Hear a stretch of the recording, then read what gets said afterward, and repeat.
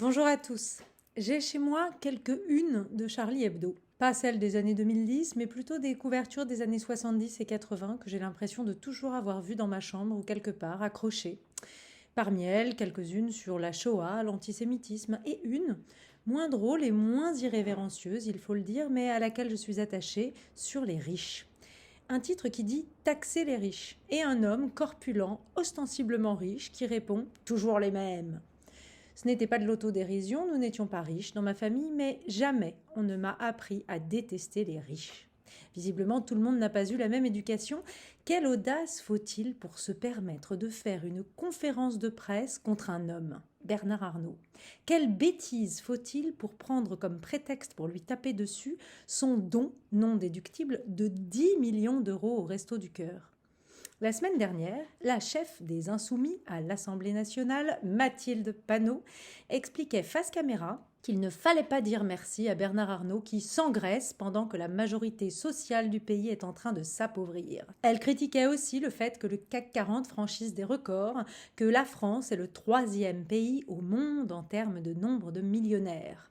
Bref, comme l'écrit un internaute, une conférence de presse qui dénonce un citoyen qui sauve une association. Mais le plus idiot, c'est le calcul qu'elle fait. Car Mathilde Panot se veut économiste dans cette petite vidéo. Si Bernard Arnault payait l'impôt sur le revenu comme tout le monde, il aurait dû payer 585 millions d'euros d'impôts, nous apprend-elle.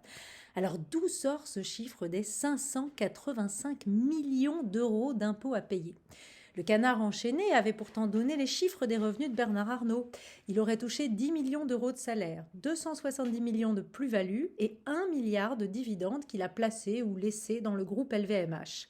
Ainsi donc, Mathilde Panot et ses amis voudraient faire payer à Bernard Arnault le double des revenus qu'il a touchés.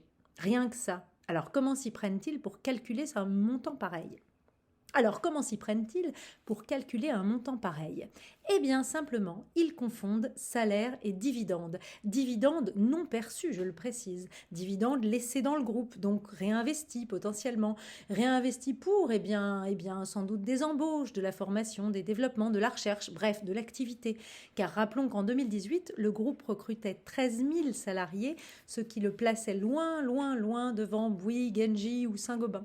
Rappelons aussi que LVMH paye 1,2 milliard d'impôts en France.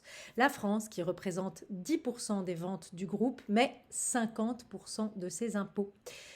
Demander à un homme, même milliardaire, de donner le double de ce qu'il a réellement touché à l'État, il fallait oser. Taxer des dividendes laissés dans une entreprise, il fallait vraiment oser. Alors tout le monde dit merci à la famille Arnault et les Restos du Cœur disent aussi merci à Bernard Arnault. Taxer les riches, oui. Se moquer des riches, oui, mais sans les détester et en leur disant merci. Et bonne semaine sur RCJ.